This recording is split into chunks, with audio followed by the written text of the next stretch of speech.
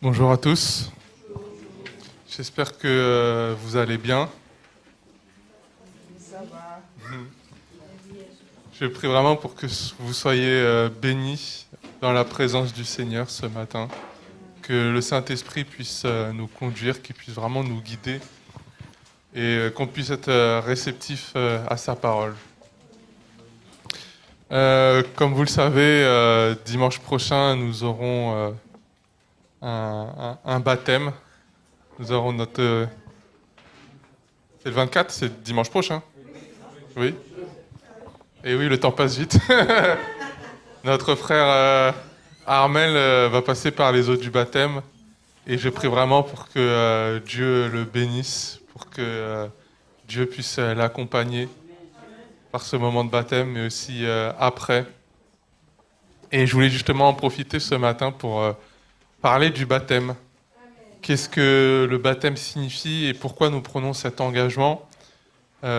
Pour quelles raisons nous faisons baptiser? Quelles sont nos intentions derrière le baptême? Donc je vais vous lire un passage, je pense que c'est le passage le plus connu dans la Bible qui parle du baptême. C'est dans l'Évangile selon Matthieu, chapitre 3, des versets 5 à 12. Matthieu, chapitre 3, versets 5 à 12. Je vais vous lire ce passage. Les habitants de Jérusalem, de toute la Judée et de toute la région voisine de la rivière le long du Jourdain allaient à lui. Ils confessaient publiquement leurs péchés et Jean les baptisait dans le Jourdain. Jean vit que beaucoup de pharisiens et de sadducéens venaient à lui pour être baptisés. Il leur dit alors: bande de serpents, qui vous a enseigné à vouloir échapper au jugement de Dieu qui est proche? Montrez par des actes que vous avez changé de mentalité et ne pensez pas qu'il suffit de dire en vous-même: Abraham est notre ancêtre. Car je vous déclare que Dieu peut utiliser les pierres que voici pour en faire des descendants d'Abraham. La hache est déjà prête à couper les arbres à la racine. Tout arbre qui ne produit pas de bons fruits va être coupé et jeté au feu. Moi, je vous baptise avec de l'eau pour montrer que vous changez de comportement, mais celui qui vient après moi vous baptisera avec le Saint-Esprit et avec du feu. Il est plus puissant que moi, je ne suis même pas digne d'enlever ses chaussures. Il tient en sa main la pelle à vanner et séparera le grain de la paille. Il amassera son grain dans le grenier, mais il brûlera la paille dans un feu qui ne s'éteint jamais. Donc on peut voir déjà que le baptême a existé déjà avant même le christianisme. On avait Jean-Baptiste qui baptisait déjà dans le Jourdain. Et on le voit dans ce passage que Jean-Baptiste vraiment explique le baptême aux gens. C'est que ça manifeste une volonté de changer d'attitude, de changer de comportement. Et le baptême, c'est pas quelque chose de miraculeux. C'est pas on rentre dans l'eau et ça y est, on ressort, on est une créature nouvelle. C'est comme si c'est pas le baptême qui crée forcément le changement, mais c'est plus un engagement. Un engagement. Quand on se fait baptiser, c'est une manière de dire à travers ce baptême, je montre que je veux changer de comportement, je montre que je renonce à tous mes péchés, que je renonce à tous mes mauvaises habitudes, que je change de vie. Et c'est vraiment un engagement, mais on retrouve aussi au travers du baptême une notion de purification aussi. On peut voir un exemple dans la Bible, c'est dans le deuxième livre des Rois, chapitre 5, des versets 1 à 19. Et là encore, il est de nouveau question de se plonger dans le Jourdain. Je pense que vous connaissez l'histoire, c'est l'histoire du prêtre Naaman, du général, pardon, Naaman, qui était général des armées assyriennes. Et il souffrait de la lèpre. Et en fait, une des servantes de sa femme va lui parler d'Élisée, qui justement avait un grand pouvoir. Et lorsque Naaman va se rendre en Israël, il va demander à ce qu'on puisse le guérir, et et Élisée va le rediriger vers lui. Et la chose que va lui dire Élisée, c'est plonge-toi 7 fois dans les eaux du Jourdain, Et Naaman, au début, va être un peu récalcitrant parce qu'il s'attendait à ce qu'Élisée vienne, lui impose les mains et vraiment qu'il se passe un grand miracle. Mais non, il va juste lui dire de plonger cette fois dans le Jourdain. Et Naaman va finalement le faire, et quand il va ressortir, il va être complètement guéri de la lèpre. Alors certes, le baptême, c'est pas non plus ça. C'est pas parce qu'on se fait baptiser que ça y est, on va être guéri de toutes nos maladies, qu'on va ressortir parfait. Mais ça peut nous donner des indications sur le baptême. La première chose, c'est que justement, Naaman était surpris que Élisée lui demande quelque chose d'aussi banal à faire. Au début même, il voulait pas le faire. C'est ses serviteurs qui lui disent, mais si Élisée t'avait demandé de faire quelque chose de compliqué, tu l'aurais fait. Et là, il est question de quelque chose de vraiment très simple, de juste plonger dans les eaux du Jourdain. Et ça montre aussi que le salut, c'est pas, ça ne s'obtient pas au travers de grandes actions, au travers d'œuvres compliquées. Ça ne demande pas des efforts inimaginables de notre part. Le salut vient de Dieu. Il se donne gratuitement et en fait, on a juste à passer par les eaux du baptême pour montrer qu'on a accepté Dieu dans notre vie. C'est pas quelque chose vraiment de mérité, c'est vraiment quelque chose de très simple. Et la deuxième chose, c'est que Naaman n'est pas seulement purifié dans son corps, mais aussi dans son esprit. Parce qu'on va voir qu'il va changer de comportement et quand il va être guéri, il va revenir vers Élisée, il va lui dire, il va confesser devant Élisée qui reconnaît Dieu comme l'unique Seigneur, comme le seul Dieu. Il va même demander pardon à Élisée pour ses fautes. Il va dire à Élisée que lorsqu'il est auprès du roi d'Assyrie, il est obligé de se prosterner devant leur Dieu à eux. Il demande pardon à Élisée pour ça. Et on voit vraiment qu'au travers de ce baptême-là, en quelque sorte, Naaman a changé de comportement, il a changé d'attitude. Et c'est vrai que le baptême aussi nous pousse à changer d'attitude, à changer de comportement, même si pour la plupart, lorsqu'on se fait baptiser, on reconnaît déjà justement au travers du baptême qu'on reconnaît Jésus comme Seigneur, qu'on reconnaît Jésus comme Sauveur. Et le baptême, c'est vraiment c'est vraiment un témoignage, c'est vraiment un engagement qu'on prend devant tout le monde. Mais le baptême, c'est pas juste ça, c'est pas juste un acte de repentance, c'est aussi un acte de consécration. On voit justement dans le passage du livre de Matthieu, lorsque lorsque Jean-Baptiste décide de baptiser les personnes qui viennent à lui, Jésus, lui, vient à Jean-Baptiste. Et c'est vrai qu'on peut se poser la question, mais pourquoi Jésus décide de se faire baptiser? Parce que dans un sens, les gens qui venaient à Jean-Baptiste pour se faire baptiser, c'est des gens qui reconnaissaient leur tort et qui voulaient changer de comportement, qui faisaient acte de repentance. Et Jésus, lui, n'avait pas de tort à confesser, il était parfait. Et on peut se poser la question, mais pourquoi est-ce que Jésus décide de se faire baptiser?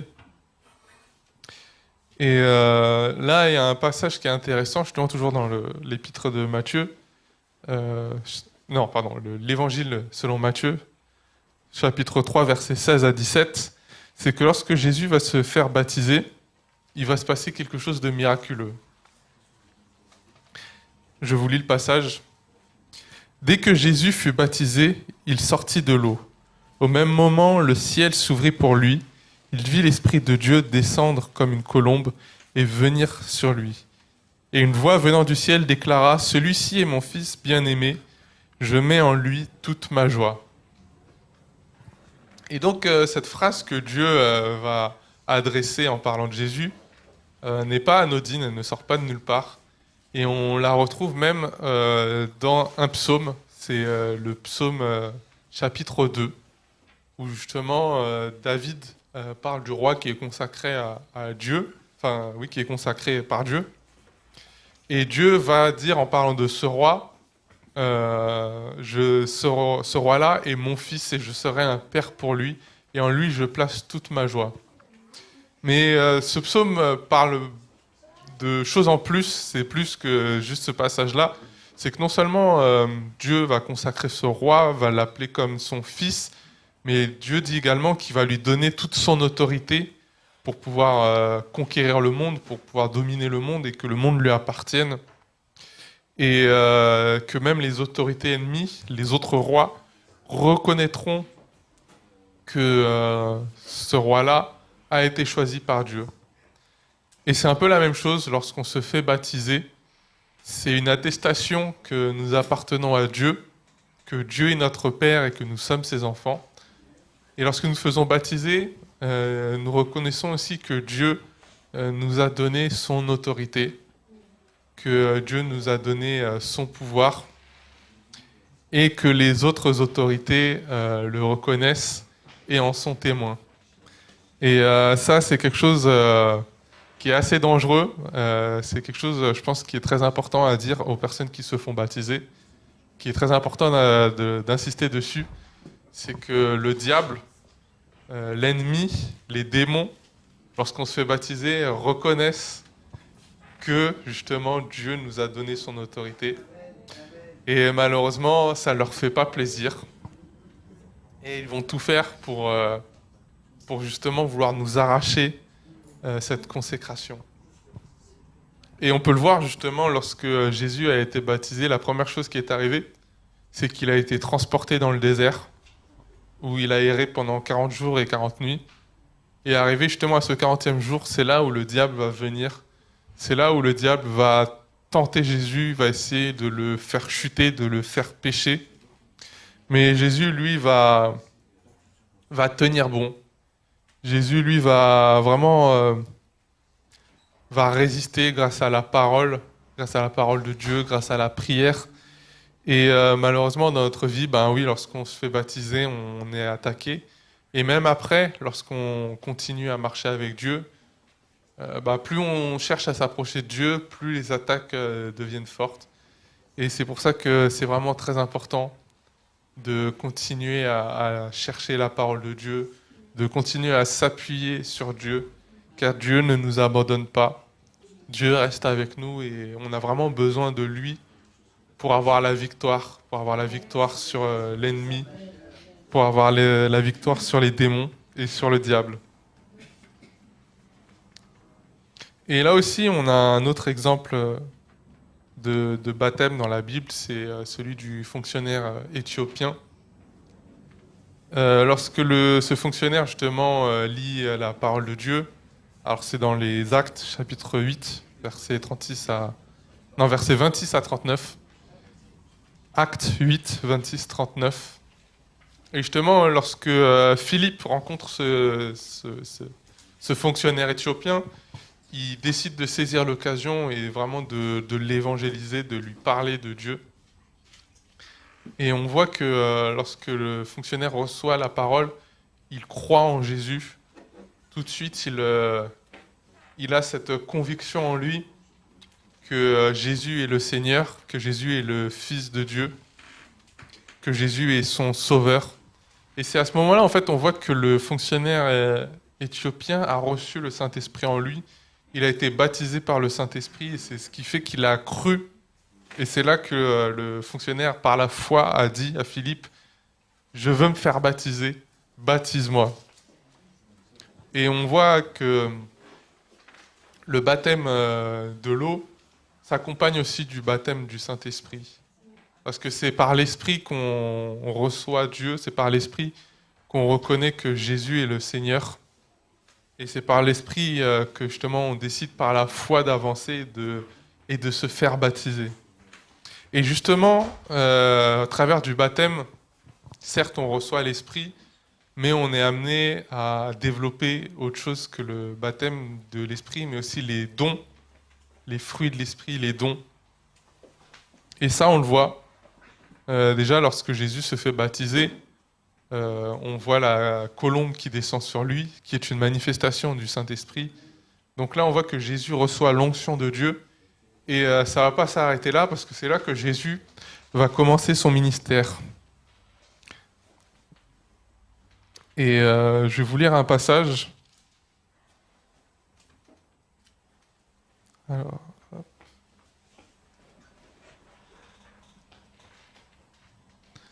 du coup, c'est l'évangile selon Jean, chapitre 1, versets 32 à 34. Je vais vous lire le passage. Jean, Jean chapitre 1, versets 32 à 34. Jean déclara encore, « J'ai vu l'Esprit de Dieu descendre du ciel comme une colombe et demeurer sur lui.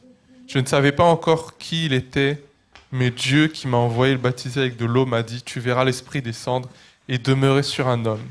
C'est lui qui va baptiser avec le Saint-Esprit.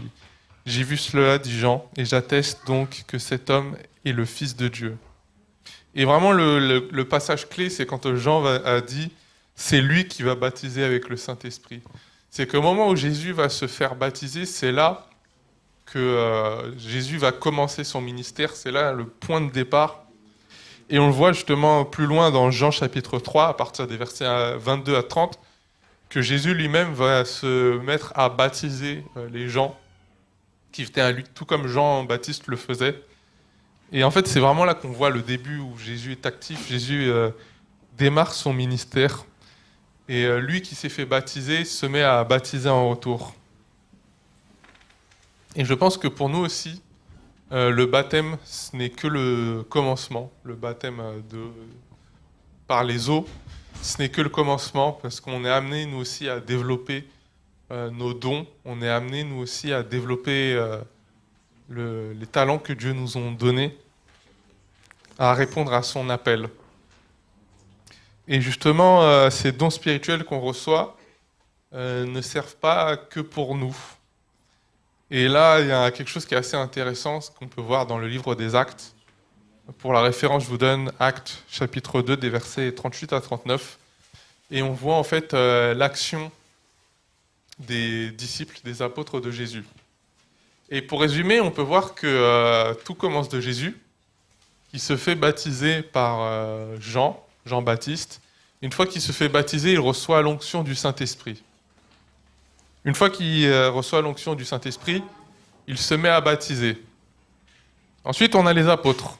Après la mort de Jésus, ils attendent à Jérusalem.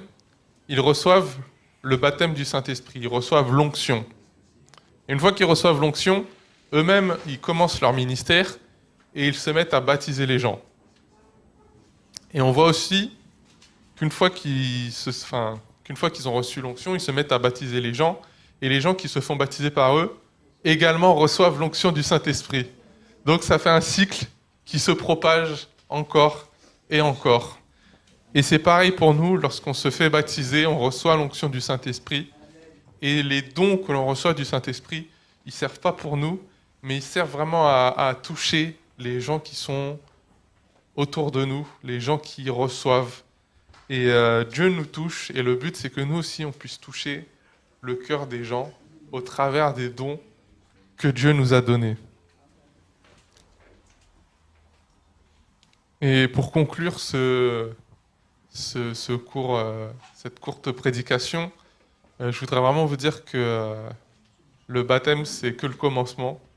Je pense que pour la plupart, vous vous êtes déjà fait baptiser dans cette église. Et pour ceux qui ne sont pas encore baptisés, vraiment, je vous suggère d'y songer. Mais pour ceux qui se sont déjà fait baptiser, j'espère sincèrement vraiment qu'on ne s'arrête pas là et qu'on continue à avancer avec Dieu. Comme je l'ai dit, le baptême, ce n'est que la première étape. La suite, c'est de continuer au travers du service, d'œuvrer et de toucher le cœur des gens qui sont dans notre entourage pour qu'eux aussi puissent recevoir Dieu, qu'eux aussi puissent recevoir le Saint-Esprit. Et je prie également pour que on continue à rechercher Dieu au travers d'une relation personnelle, malgré les attaques, malgré l'ennemi, car lui n'arrêtera pas de nous attaquer pour qu'on abandonne.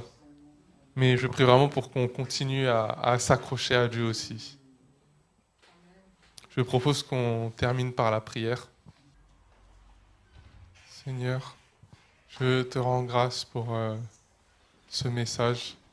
Je prie vraiment qu'il puisse germer dans le cœur de chacun d'entre nous et que nous ne nous arrêtions pas, Seigneur, de chercher, que nous n'arrêtions pas, Seigneur, de marcher avec toi, malgré les difficultés, Seigneur. Et je prie vraiment aussi que tu nous aides à te servir, Seigneur. Que tu puisses vraiment nous révéler les dons que tu as prévus pour nous, Seigneur. Que vraiment tu puisses nous révéler quel est notre appel, Seigneur. Que vraiment tu puisses nous donner à cœur de te servir et vraiment avec un cœur sincère, Seigneur. Avec la volonté de te mettre en avant, de faire ta volonté, Seigneur, et non la nôtre. De ne pas chercher notre propre gloire, Seigneur, mais vraiment chercher la tienne. Je te prie dans le nom de Jésus-Christ. Amen.